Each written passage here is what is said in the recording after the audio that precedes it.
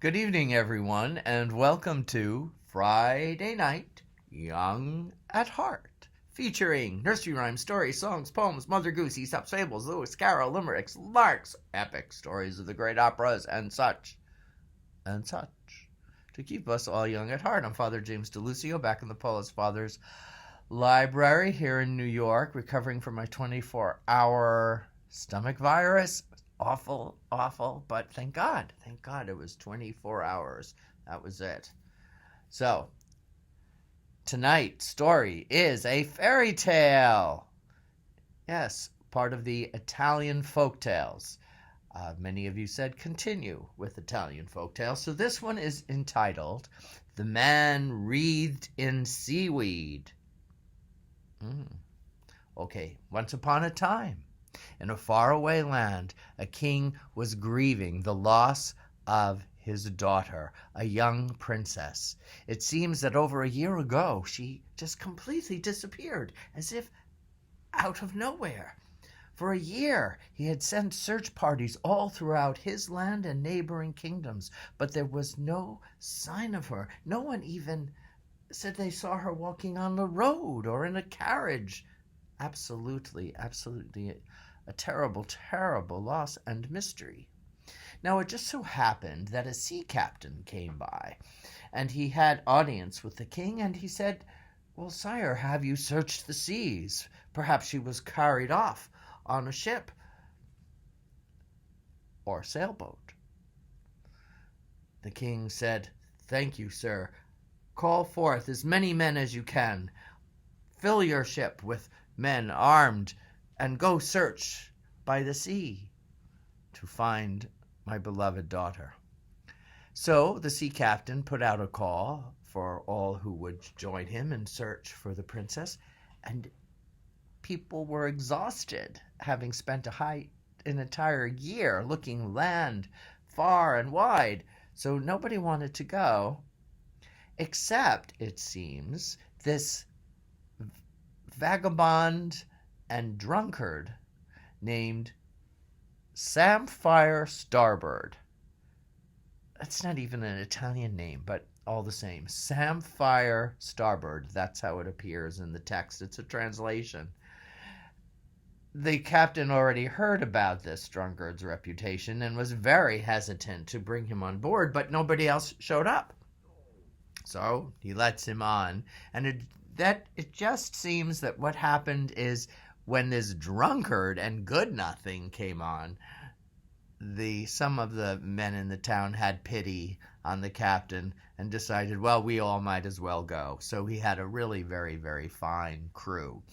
But the king had expended so much on the original search, there wasn't a lot left. So they had very meager provisions. They had to work very hard, and they had to be very dedicated for the journey. So off they go, and they're rationing the foods and provisions. There is no wine or alcohol on the ship. And little by little, Samphire Starboard becomes free of his addiction by absolute necessity. They call it cold turkey now. I don't know what they called it long ago and far away. But perhaps because of his physical anguish, he never did any work.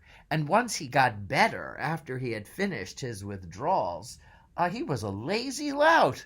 So the sailors began to resent this man sharing their meager provisions and doing nothing in return for them.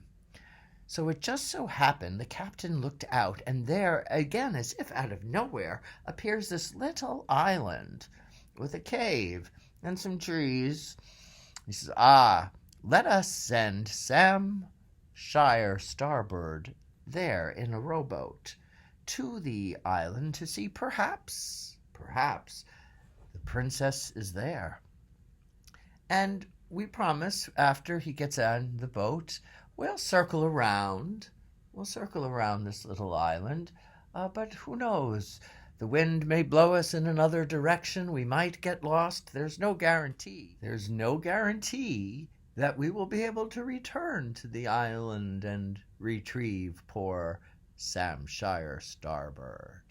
So off he goes, and off they go. But lo and behold, he comes to a cave, and who is there tied up as prisoner but the princess herself? "Thank goodness someone has come to rescue me," she says, and just as he's about to untie the poor girl and get her into the boat,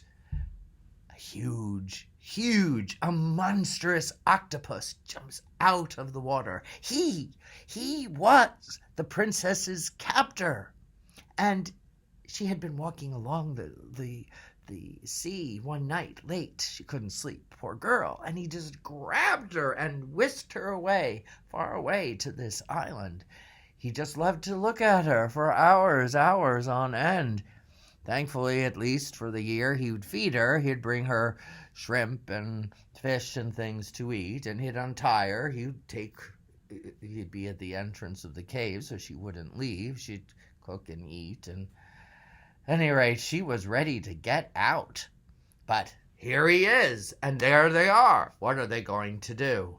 Well, it seems that the princess knew that at some point, she wasn't sure when, this great monstrous octopus could turn into a fish, a special kind of fish, a red mallet. Never heard of it. A red millet, not mallet, a red millet. And it seems that if they're lucky, he'll turn into the red millet, and the Sam Shire Starbird could catch it as a fish, kill it, and then they would be free. If not, if he catches the fish but isn't able to kill it as it's squirming and squealing and everything, not squealing, fishes don't squeal, squirming, I guess, and jumping all around, it would turn into a seagull and follow them in their little boat until they came near their home, and then return into an octopus and grab them by those large arms of his and take them both away to the cave, or maybe some other cave, maybe some other island far away from Italy, no doubt. Well, luck would have it, just as the octopus was about to pounce and grab Sam Shire Starbird, he turns into a fish and jumps back into the ocean or the sea. It's probably the Mediterranean. And as you can imagine, Sam Shire Starbird does catch him and does kill him. Bam, smash that fish before he turns into an octopus, and off they go. Now, they're in their little boat. He's rowing away. I guess he finally got some energy. And lo and behold, the ship on which he and the other sailors came is out in the distance. Well, the princess had this lovely robe, and he says, well, you must take off this robe. We're going to wave it. They'll come and get us. Oh, and I forgot to tell you, in such gratitude for being saved, the princess gives Sam Shire Starbird her diamond ring. So he's got the ring. They get onto the ship. They do see him. They're shocked. They see the cloak. What's he doing? The princess. There they go. They bring him. They're about to land back at the kingdom, and the captain decides this man is unworthy, is a nothing. This was just an accident that he caught the princess. I want to take credit for it. So he throws Sam Shire overboard, says to hell with him, tells the princess, look, he was always been a drunkard and a good for nothing. He shouldn't get any credit for this. Will you tell that to the king, your father? And she just says, well, I will tell him what I will tell him. Well, the king, of course, is so delighted, and there's a great banquet and a wonderful, joyful reunion, and everyone's very happy. And then, of course, as often in these tales, the king promises the captain that he shall be the groom for the bride, the princess daughter.